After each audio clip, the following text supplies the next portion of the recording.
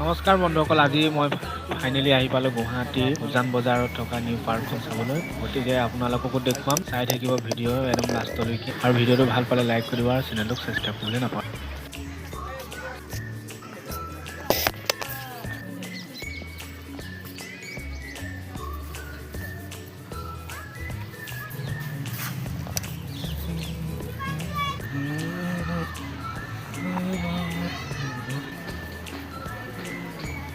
আৰু পাৰ্কখনত বহিবলৈও আপুনি বহিব পাৰিব, ধুনীয়াকৈ ৰেষ্ট ল'ব পাৰিব।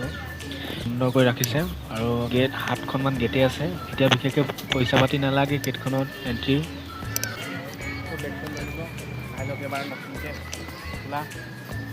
আৰু বস্তু বাহিনী কিবা সোমাব নিদিয়ে আৰু কিছুমান খোৱা বস্তু বনাই আছে।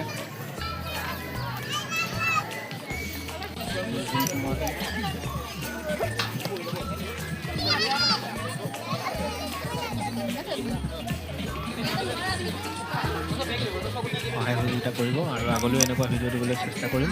সৰু ল'ৰা ছোৱালী, ডাঙৰ ল'ৰা ছোৱালী হওক বা সৰুৱে হওক, যি মাৰিবলৈ সুবিধা কৰি দিছে। ভাল লাগিলে,